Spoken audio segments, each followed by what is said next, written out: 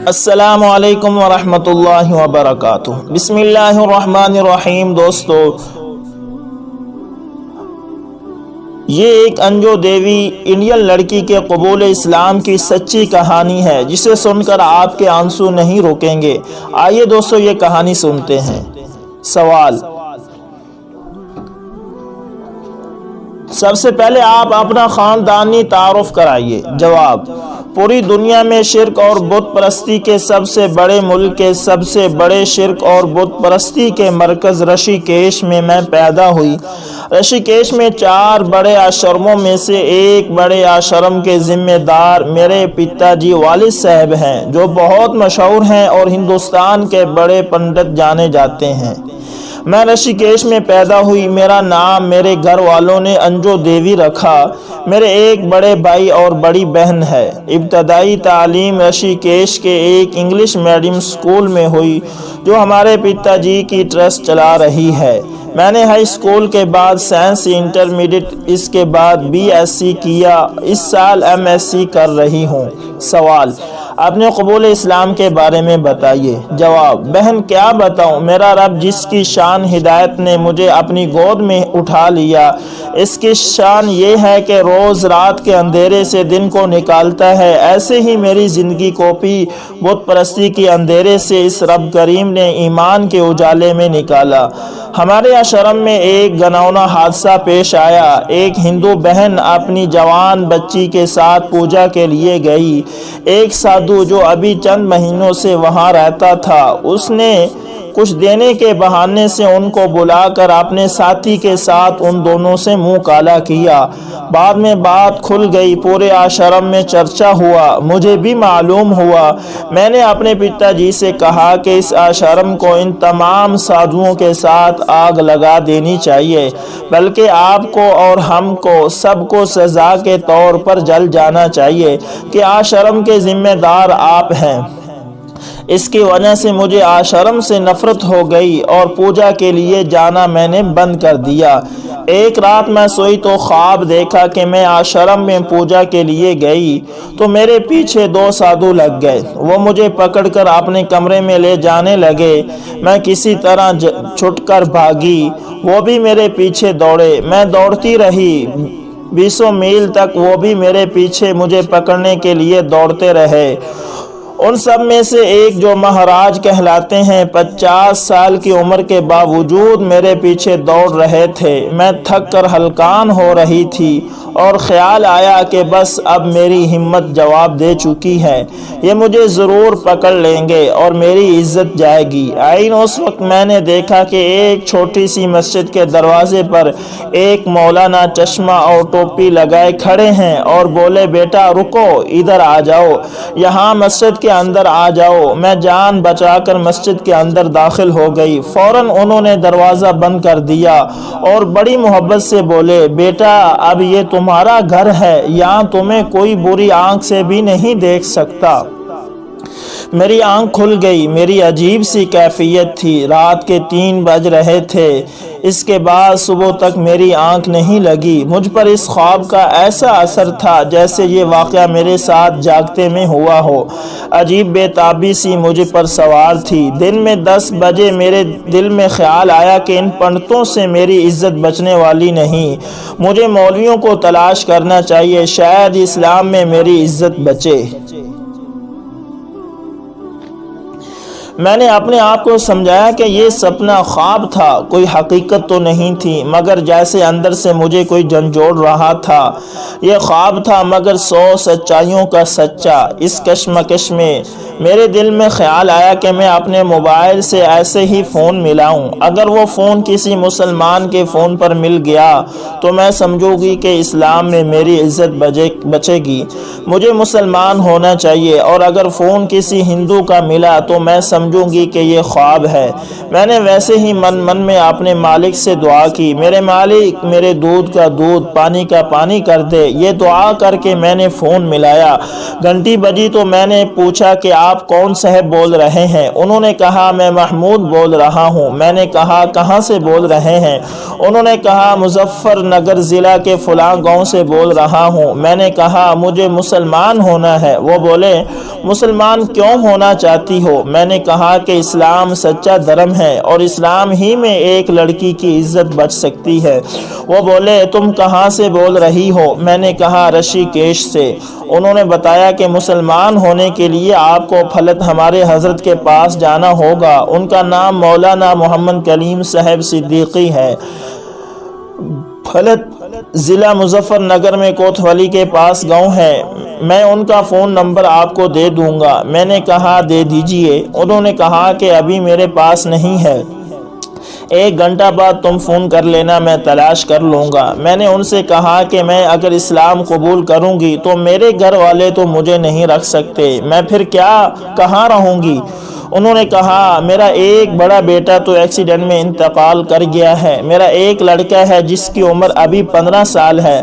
اگر تم مسلمان ہو گئی تو میں تمہاری اس سے شادی کروا دوں گی اور تم میرے گھر میں رہنا۔ میں نے کہا کہ وعدہ یاد رکھنا۔ انہوں نے کہا کہ یاد رہے گا۔ مجھے بے چینی تھی، مجھے 1 گھنٹہ انتظار کرنا مشکل ہو گیا۔ 50 منٹ کے بعد میں نے فون کیا مگر ان کو مولانا کا فون نہ مل سکا۔ اس کے بعد گھنٹہ آدھا گھنٹہ بعد ان کو فون کرتی رہی اور معذرت بھی کرتی رہی کہ آپ کو پریشان کر دیا، مگر مجھ سے بغیر اسلام کے رہا نہیں جاتا۔ انہوں نے کہا کہ صبح کو میں خود تمہیں فون کروں گا۔ بڑی مشکل سے صبح ہوئی، 9 بجے تک میں انتظار کرتی رہی۔ 9 بجے کے بعد میں نے پھر فون کیا، فون اب بھی نہ ملا تھا۔ انہوں نے بتایا کہ میں نے آدمی بھیجا ہے بڑولی، وہ وہاں سے فون نمبر لے کر آئے گا۔ 11:30 بجے فون ملا۔ میں نے فون نمبر لے کر مولانا صاحب کو فون کیا۔ فون کی گھنٹی بجی۔ مولانا صاحب نے فون اٹھاتے ہی کہا السلام علیکم۔ میں نے کہا جی سلام، کیا آپ مولانا کلیم ہی بول رہے ہیں؟ انہوں نے کہا جی کلیم بول رہا ہوں۔ میں نے کہا کہ مجھے مسلمان ہونا ہے۔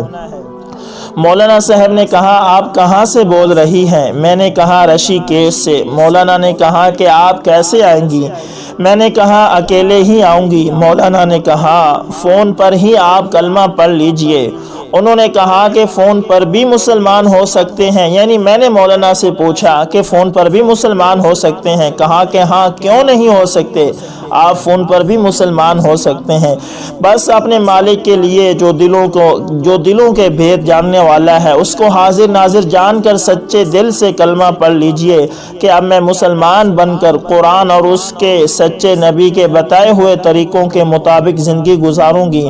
میں نے کہا پڑھائیے۔ مولانا صاحب نے کلمہ پڑھایا اور کہا کہ اب ہندی میں اس کا ارتھ یعنی ترجمہ بھی کہہ لیجئے۔ ابھی بات پوری نہیں ہوئی تھی کہ میرے فون میں پیسے ختم ہو گئے اور بات کٹ گئی۔ میں جلدی سے بازار گئی اور فون میں پیسے ڈلوائے، مگر اس کے بعد مولانا صاحب کا فون نہیں مل سکا۔ میں بہت تلملاتی رہی اور اپنے آپ کو کوستی رہی کہ انجو تیرے من میں ضرور کوئی کھوٹ ہے، تبھی تو تیرا ایمان ادھورا رہا۔ میں اپنے مالک سے دعا کرتی رہی، میرے سچے مالک، آپ نے کہاں اندھیرے میں میرے لیے ایمان کا نور نکالا؟ میں تو گندی ہوں، میں ایمان کے لائق کہاں ہوں، مگر آپ تو داتا ہیں، جس کو چاہیں بھیک دے سکتے ہیں۔ تیسرے روز میں نے آنکھ بند کر کے رو کر دعا کی اور فون ملایا تو فون مل گیا۔ میں بہت خوش ہوئی۔ میں نے کہا مولانا صاحب، میری گندی آتما کی وجہ سے میرا ایمان ادھورا رہ گیا تھا، فون میں پیسے ختم ہو گئے تھے، اس کے بعد لگاتار آپ کو فون کر رہی ہوں مگر ملتا نہیں۔ مولانا صاحب نے بڑے پیار سے کہا بیٹا، آپ کا ایمان بالکل پورا ہو گیا تھا۔ میں خود سوچ رہا تھا کہ میں ادھر سے فون ملاؤں، مگر میں اس وقت نوئیڈا میں ایک پروگرام میں جا رہا تھا، ہمارے ساتھی ایک بات کر رہے تھے، اس کی وجہ سے میں فون نہ کر سکا۔ پھر ایسی مصروفیت رہی کہ فون بس برائے نام کھلا۔ میں نے کہا پھر بھی آپ مجھے دوبارہ کلمہ پڑھا دیجئے۔ فون دوبارہ کٹ گیا، میرا حال خراب ہو گیا، میری ہچکیاں بند کی۔ میں اپنے مالک سے سے فریاد کر رہی تھی، میرے مالک کیا آج بھی میرا ایمان ادھورا ہی رہ جائے گا کہ اچانک مولانا کا فون آیا۔ میں نے خوشی سے ریسیو کیا۔ مولانا نے بتایا کہ میں نے فون کاٹ دیا تھا کہ پتہ نہیں کہ آج بھی تمہارے پاس فون میں پیسے ہوں گے کہ نہیں، اس لیے اپنی طرف سے فون کروں۔ مولانا صاحب نے فرمایا کہ کلمہ پڑھ لو۔ میں نے کلمہ پڑھا، ہندی میں عہد کیا اور پھر کفر اور شرک اور سب گناہوں سے مجھے توبہ کرائی اور اللہ اور اس کے رسول کی تابع داری کا عہد کرایا۔ مولانا صاحب نے مجھ سے معلوم کیا کہ یہ فون نمبر آپ کو کس نے دیا ہے؟ میں نے کہا مظفر نگر کے فلاں گاؤں کے محمود صاحب نے۔ مولانا صاحب نے پوچھا کہ اب تم کیا کرو گی؟ میں نے کہا کہ میں نے سب سوچ لیا ہے اور محمود صاحب نے وعدہ کیا ہے کہ وہ سب میری ذمہ داری سنبھالیں گے۔ مولانا صاحب نے مجھے دعائیں دی اور کہا کوئی مشکل ہو جب چاہے تم مجھے فون کر لینا بیٹا۔ سوال: اس کے بعد آپ نے کیا کیا؟ جواب: میں نے محمود صاحب کو جو اب میرے ابا ہیں ان کو فون کیا کہ میں نے اسلام قبول کر لیا ہے۔ انہوں نے معلوم کیا کہ کیسے؟ میں نے کہا حضرت صاحب نے مجھے فون پر کلمہ پڑھوایا ہے اور بتایا کہ فون پر اور سامنے کلمہ پڑھنے میں کوئی فرق نہیں ہے۔ میں نے ابا جی سے کہا کہ اب میں رشی کیش میں نہیں رہ سکتی۔ ابا جی نے مجھ سے کہا کہ بیٹی نہ تم نے ہمیں دیکھا نہ ہم نے تمہیں دیکھا، تم کون ہو؟ تمہارے باپ کیا کرتے ہیں؟ میں نے کہا میرے پتا جی کا بہت بڑا آشرم ہے اور میں MSc کر رہی ہوں۔ ابا جی نے کہا کہ بیٹی تم ایسے بڑے گھرانے کی لڑکی ہو، میں تو بالکل غریب آدمی ہوں۔ میں نے کہا کہ میں آپ کے یہاں آ کر مزدوری کر کے گزارا کر لوں گی۔ انہوں نے کہا میرا لڑکا 15 سال کا ہے، وہ ابھی کچھ نہیں کرتا۔ میں نے کہا میں اسے پال کر پرورش کر لوں گی۔ انہوں نے کہا کہ تم گوشت کھاتی ہو؟ میں نے کہا گوشت سے مجھے گھبراہٹ ہوتی ہے مگر میں گوشت کھانے لگوں گی۔ انہوں نے کہا کہ میری مرغے کی دکان ہے، 100 روپے کماتا ہوں اور میں قصائی ہوں، تم کیسے ہمارے یہاں رہو گی؟ میں نے کہا کہ میں بھی قصائی بن جاؤں گی۔ انہوں نے کہا کہ بیٹی تم ایسے بڑے گھرانے کی بچی ہو تو کیسے ہمارے یہاں گزارا کرے گی؟ پوری زندگی گزارنا 2-4 دن کی بات نہیں۔ میں نے کہا وعدہ توڑنا اسلام میں کعبہ کو ڈھانے کے برابر ہے۔ انہوں نے کہا کہ ہم حضرت سے مشورہ کر کے پھر تمہیں بتائیں گے۔ سوال: اس کے بعد کیا ہوا؟ جواب: ابا جی نے حضرت صاحب کو فون کیا کہ بہت ضروری ملنا ہے۔ مولانا صاحب نے کہا کہ لگاتار سفر میں ہوں، فلت ابھی 2 ہفتہ آنا نہیں ہوگا۔ انہوں نے کہا کہ بمبئی بھی ہوں گے تو میں وہیں آ جاؤں گا، مجھے بہت ضروری ملنا ہے۔ حضرت صاحب نے کہا کہ آپ کے قریب کاندھلا کے گاؤں کے قریب رڈھورا، وہاں آ جانا۔ ابا جی وہاں پہنچے، مولانا صاحب کو پورا ماجرا بتایا۔ حضرت صاحب نے ان سے کہا کہ آپ بڑے خوش قسمت ہیں، آپ اس لڑکی کو لے کر آئیے اور آپ کو پورے گھرانے کو اگر جان بھی دینا پڑے تو ایسی سچی مومنہ کی ایمان کی حفاظت کرنے میں آپ کو جان بھی دے جانی چاہیے۔ اور ان سے کہا کہ میرا نام بھی آمنہ رکھنا اور شادی کی قانونی کارروائی اور وکیلوں کے پتے وغیرہ دیے۔ میرے لیے شرک کے ماحول میں منٹ مہینے سے لگ رہا تھا، مجھ سے رہا نہیں گیا اور 2 روز بعد میں خود اکیلی پتہ معلوم کر کے ابا جی کے گھر پہنچ گئی۔ 2 روز میں وہاں رہی، اس کے بعد وہ مجھے لے کر میٹ گئے اور راستہ میں فلت حضرت صاحب سے مل کر جانا طے ہوا۔ میری خوش قسمتی تھی کہ حضرت صاحب فلت میں تھے۔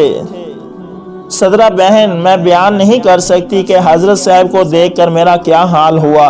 میں حضرت صاحب سے بچوں کی طرح چمٹ گئی۔ میں نے حضرت صاحب کو دیکھا خواب میں، مسجد میں جن صاحب نے میری ان سادھوؤں سے جان بچائی تھی وہ چشمہ اور ٹوپی لگائے مولانا صاحب یعنی مولانا کلیم ہی تھے۔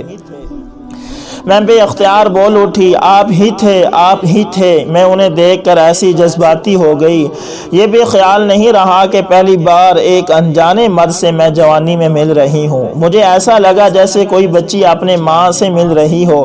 میٹ میں نکاح اور قبول ایمان کی قانونی کارروائی پوری کرا کے ہم گاؤں پہنچے۔ 1 مہینے میں میں نے نماز یاد کر لی، روزانہ فضائل اعمال پڑھتی۔